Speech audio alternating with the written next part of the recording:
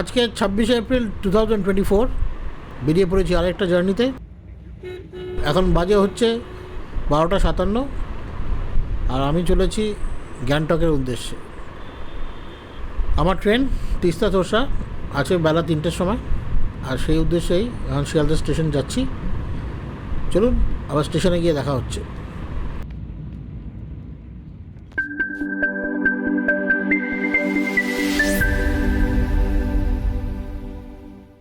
ঘড়ির কাঁটায় এখন 1:20 আর বাইরের টেম্পারেচার দেখাচ্ছে 40 ডিগ্রি। মানে কলকাতা এখন তাপপ্রবাহ চলছে, হিট ওয়েভ ওয়ার্নিং। তার মধ্যেই আমি এখন শিয়ালদা স্টেশনে পৌঁছালাম আমার ট্রেন ধরতে।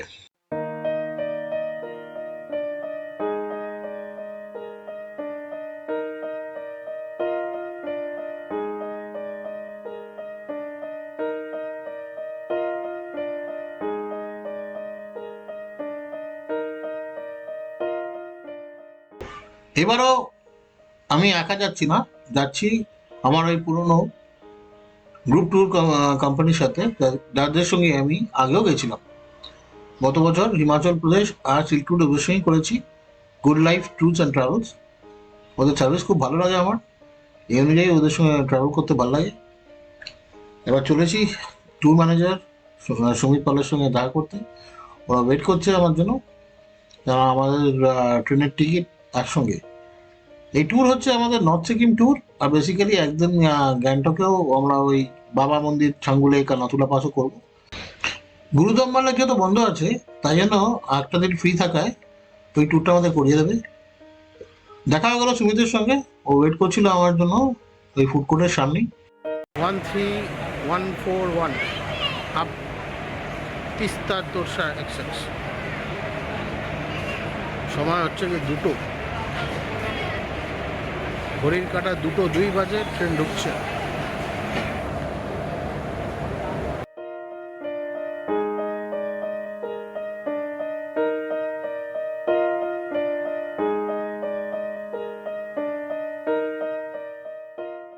চলে এসেছি কোচের ভেতর, এখনও এসি চালাইনি। আমার কোচ নাম্বার হচ্ছে B3 আর বার্থ হচ্ছে 15 আর 16, মানে সাইড লোয়ার আর আপার। আমার আর সুমিতের একসঙ্গে সিট পড়েছে। এই হচ্ছে কোচের কনফিগারেশন। এখনও কম্বল টম্বল দিয়েছে, কিন্তু এখনও কম্বলের ওয়ার বা চাদর দেয়নি, বালিশের ওয়ারও পরায়নি। একটু পরে এসে কোচের বললো পরিয়ে দেবে। এই হচ্ছে কোচের অবস্থা, গরমে ঘামতে হচ্ছে।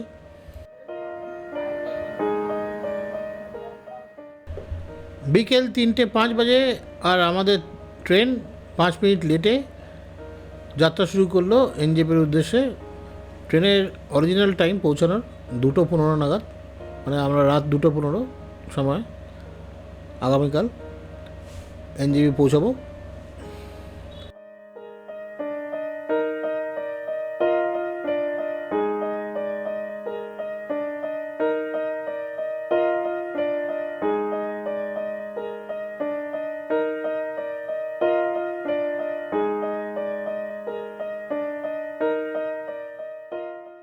টাইম আপডেট 3:45 বাজে।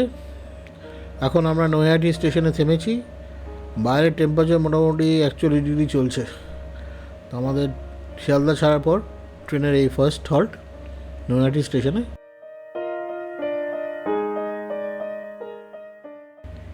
এখন ক্রস করছি হুগলি নদী। বেশ ভালোই জল আছে এখন নদীতে, দেখা যাচ্ছে।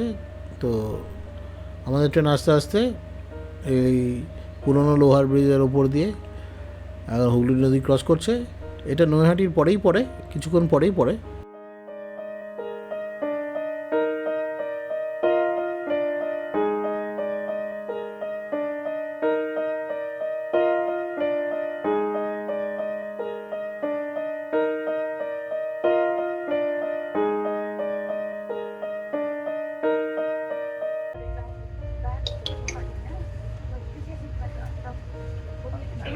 দুশো 10 কিলোমিটার পার।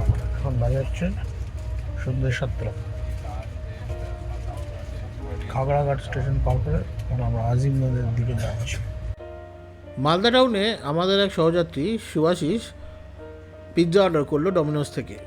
সেটা দিয়ে আমরা জমিয়ে ডিনার করে শুয়ে পড়লাম তাড়াতাড়ি, কারণ রাত 2টোর মধ্যে আমাদের ট্রেন ঢুকে যাবে এনজেপি, কারণ ট্রেন রাইট টাইমেই চলছিল।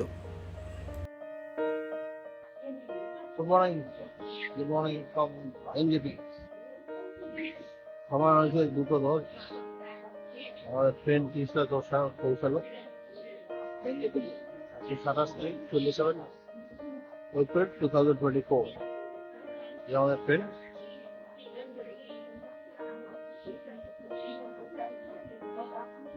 পৌঁছে গেছে অন টাইম। এনজেপি স্টেশনে প্ল্যাটফর্ম থেকে বাইরে বেরোবার জন্য আপনাকে ওভারব্রিজ ধরতে হবে, আর এইখানে এসকালেটর আছে, কোনো অসুবিধা নেই। এসকালেটরে চড়ে আপনারা ওভারব্রিজে উঠে স্টেশনের বাইরে বেরোতে পারেন।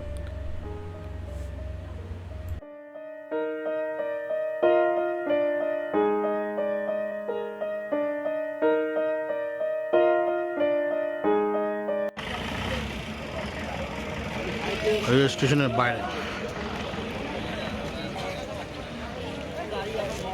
এখন মোটামুটি 2:30 বাজে, আর আমাদের গাড়ি 3:30 নাগাদ চলে আসবে। তা সেই জন্য বাইরে চলে এলাম। ভেতরে বসে থাকতে আর ভালো লাগছিলো না, সারা রাত তো ট্রেনে বসে শুয়েই এসেছি। তো গাড়ি আসার জন্য অপেক্ষা করছি, গাড়ি এলে আবার আপনাদের দেখাচ্ছি। নির্ধারিত সময় 3:30 নাগাদ গাড়ি চলে এসছে। এই হচ্ছে আমাদের গাড়ি, 2টো গাড়ি। আমরা এবার টোটাল 16 জন এই গ্রুপে নর্থ সিকিম ট্যুরের জন্য যাচ্ছি। তো এখন আমরা গ্যাংটকের উদ্দেশ্যে রওনা হয়ে যাব। চলুন আবার বেরিয়ে রাস্তায় দেখা হচ্ছে।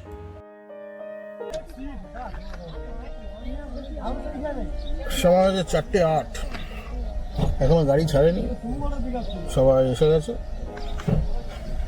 আমরা একটু করে রওনা হবো, একটা গাড়ি চলে গেছে গ্যাংটকে। তো আজকে আমাদের প্ল্যান হচ্ছে এখন আগে প্রথমে গ্যাংটক যাওয়া। আমাদের গাড়ি গ্যাংটকের উদ্দেশ্যে রওনা হয়ে গেল। এখন এনজেপি স্টেশনে আপনারা দেখতে পাবেন কনস্ট্রাকশনের প্রচুর কাজ হচ্ছে, কারণ মনে হয় স্টেশনে এক্সপ্যানশনের কাজ চলছে, তাই জন্য অনেক জায়গায় একটু উবড় খাবড় রাস্তা আর ধুলোবালি। এটা মানতেই হবে, কারণ ফিউচারের জন্য এখন আমাদের সহ্য করতে হবে এইসব। তো এখন আমরা স্টেশন থেকে মেন রাস্তায় বেরিয়ে যাব। আমাদের ড্রাইভার এখন মনে হয় টোল দেওয়ার জন্য থামলো। এখানকার টোল দিয়ে এবার আমরা গ্যাংটকের উদ্দেশ্যে বেরিয়ে রওনা হয়ে গেলাম। 5টা এখনও বাজেনি, ভোরে আলো আস্তে আস্তে ফুটছে। আর আমরা এখন NH ট্রেন ধরে সেবক রেল ব্রিজের দিকে যাচ্ছি। একটা ইনফরমেশান আপনাদের সাথে শেয়ার করছি। এই সেবক রোডে আসার আগে ফ্লাইওভারের কাজ চলছে। তো এনজেপি থেকে যে রাস্তা সেবক রোডকে কানেক্ট করে, সেখানে ফ্লাইওভারের কাজ চলছে। তো রাস্তায় কিন্তু অনেক শুরু হয়ে গেছে। তো মনে হয় দিনের বেলা এখানে জ্যাম হতে পারে, আর সেটা মাথায় রাখবেন। দেখতে দেখতে পাহাড়ের প্রথম ভিউ আপনাদের দেখাচ্ছি। আমরা আগেই দেখতে পাচ্ছিলাম, কিন্তু ক্যামেরার জন্য এটাই প্রথম। তো পাহাড়ের প্রথম ভিউ দেখতে সবারই খুব ভালো লাগে। তো এনজেপি থেকে গ্যাংটকের ডিস্টেন্স হচ্ছে মোটামুটি 114 কিলোমিটার। আর এখন যেহেতু সকালবেলা, তো বেশি সময় লাগার কথা না, মোটামুটি আমরা এই 4 ঘন্টার মধ্যেই পৌঁছে যাব আশা করছি। তো এখন NH ট্রেন ধরে আমরা সেবকের রেল ব্রিজের দিকে এগোচ্ছি। পাহাড়ের এই প্রথম ভিউ দারুণ লাগছে। এগুলো মনে হয় দার্জিলিংয়ের সাইডের পাহাড়, যাই না, আমার জাস্ট আন্দাজ করে বলছি আপনাদের। বাট ওভারঅল এই ইয়েটা বেশ ভালো লাগে। যতবারই এই রাস্তা দিয়ে এই পাহাড়ের প্রথম ভিউ দেখি, মনটা বেশ ফ্রেশ হয়ে যায়। আর তারপরে এখন কলকাতার গরমের কথা চিন্তা করা আরও ভালো লাগছে। এখন কারেন্ট টেম্পারেচার এখানে মোটামুটি আপনার 26 ডিগ্রি। এই দেখুন সেবক রেল ব্রিজ এসে গেছে। আমরা ক্রস করে মোটামুটি এইখান থেকে অফিসিয়ালি পাহাড় শুরু হয়, এই সাইড থেকে ট্রেন আসে। আর এখন আমরা অফিসিয়ালি পাহাড়ে এন্টার করে গেলাম।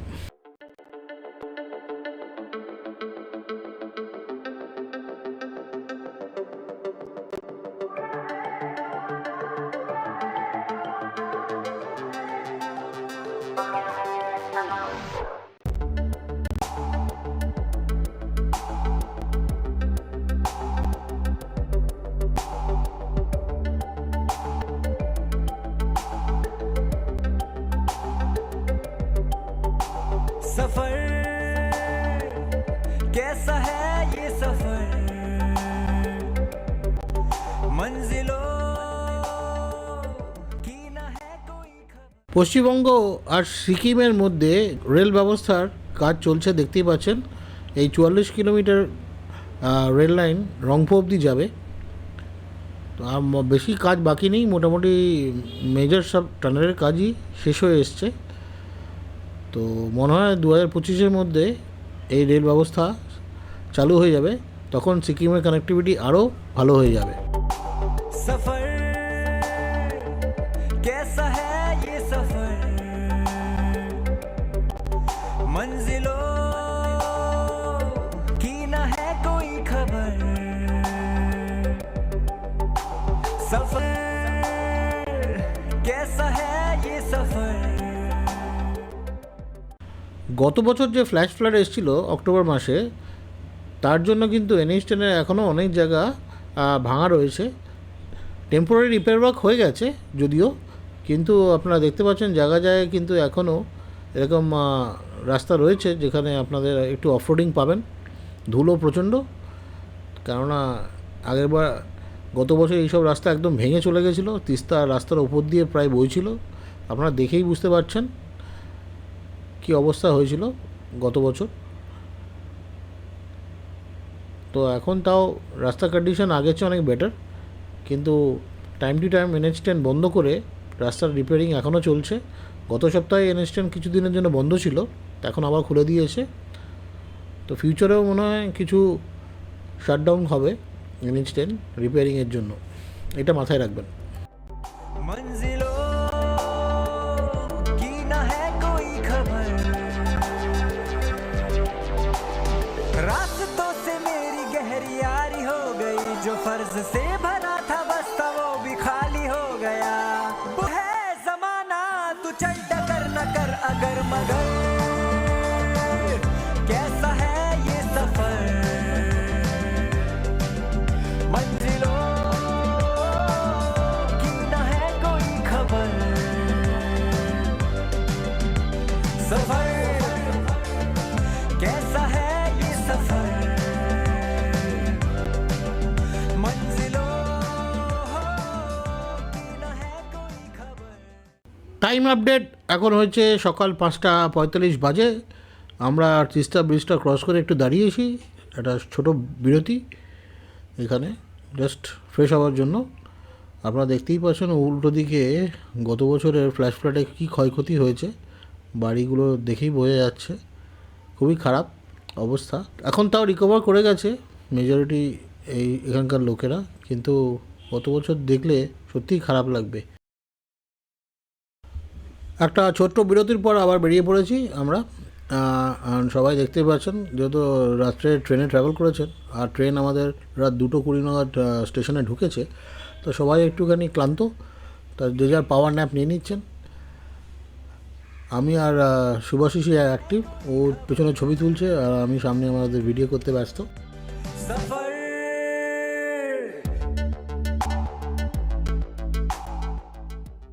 দূরে মেলি ব্রিজ দেখা যাচ্ছে, যা ওয়েস্ট বেঙ্গল আর সিকিমকে কানেক্ট করে।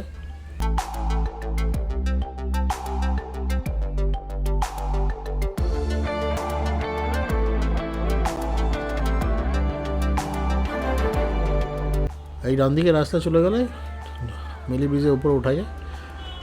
অ্যাকচুয়ালি মেলি ব্রিজ সিকিমের জোরথাং শহরের ওপর দিয়ে গিয়ে আপনি পেলিং, রাবাংলা এইসব জায়গায় যেতে পারেন। बताए सा कहानियां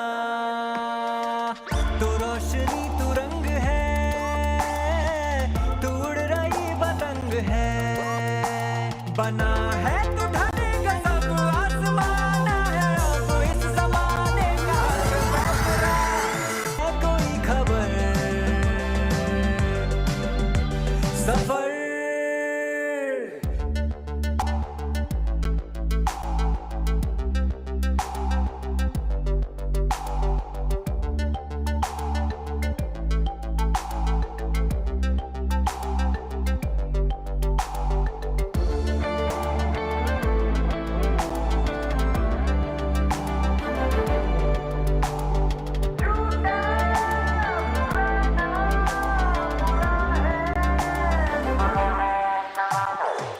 पैरों को बांधे बेड़िया बताए सौ कहानियां तो रोशनी तू रंग है। এখন আমরা নতুন ব্রিজ দিয়ে ওয়েস্ট বেঙ্গল ছেড়ে সিকিমের সঙ্গে কানেক্ট করছি। আগে আমাদের একটা ছোটো লোহার ব্রিজ দিয়ে সিকিম এন্টার করতে হতো রংপুর হয়ে, এটাও রংপুরে ঢুকছি, কিন্তু এটা নতুন ব্রিজ, চওড়া অনেক বেশি। এখন আমরা এই নতুন ব্রিজ ক্রস করে সিকিমে এন্টার করব। गुजर ऐसी राह से गुजर।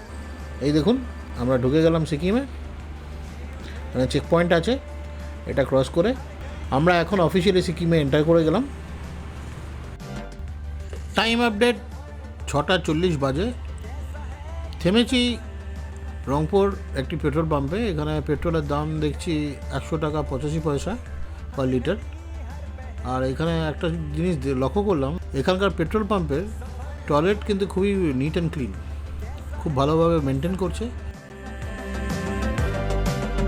जी उठे हर घड़ी हर पहर सफर এখন রোডের কন্ডিশনও খুব ভালো, ওয়েল মেটাল, স্মুথ রোড, চালাতেও কোনো অসুবিধা হবে না। न है कोई खबर सफर